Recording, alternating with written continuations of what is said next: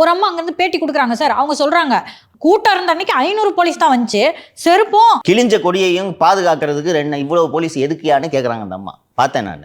கரூரில் இருக்கிற ஒரே ஒரு போலீஸ்காரனு கூட இந்த சந்து வேலுசாமிபுரம் இவ்வளோ கூட்டத்தை தாங்காதுன்ற அறிவு இல்லையா உங்களுக்குன்னு அந்த அம்மா கேட்குறாங்க. அந்த அம்மா போலீஸ் அட்மினிஸ்ட்ரேஷன், க்ரௌடு மேனேஜ்மெண்ட்டு இதையெல்லாம் படித்தவர்கள் கிடையாது, எளிய பெண்மணி. இயல்பாக சொல்லுது அந்த அம்மா.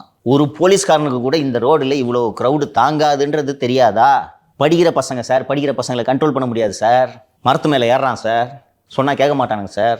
அப்போ விஜயோட க்ரௌடு அப்படிப்பட்ட க்ரௌடு தானே. நான் ஏற்கனவே சொன்னதை அதை மீண்டும் வலியுறுத்துறேன். விஜயோட க்ரௌடு எப்படி நடந்துக்குன்றதுன்னு உங்களுக்கு தெரியாதுன்னா நான் ஒத்துக்கிறேன். திருச்சியில் பார்த்தீங்க, அரியலூரில் பார்த்தீங்க, பெரம்பலூரில் பார்த்தீங்க, நாகப்பட்டினத்தில் பார்த்தீங்க, திருவாரூரில் பார்த்துட்டீங்க. அப்போ இப்படித்தானே நடந்து கொள்ளும். விஜய் வந்து பைக் எடுத்துகிட்டு வந்து என் வண்டியில் விடுன்னுலாம் சொல்லலை. வராதிங்கப்பா பைக்கில், நான் அங்கே வந்து பேசுகிறேன், அங்கே வாங்கப்பானா விஜய் வரணும் கேட்க மாட்டாங்க சின்ன பசங்க. அப்போது மெத்த படித்த அதிகாரிகளான உங்களுக்கு தெரியாதா சார்? எதுக்கு சார் இவ்வளோ சம்பளம் வாங்கிக்கிட்டு உங்களுக்கு இவ்வளோ பெரிய பதவி கொடுத்து வீட்டில் வேலை செய்யறதுக்கு 10 பேரை வச்சு 10 வண்டி எதுக்கு சார் கொடுத்து வச்சிருக்குது உங்களுக்கு? சாதாரண அந்த அம்மாவுக்கு தெரியாது, அந்த அதிகாரிகள் தெரியாது.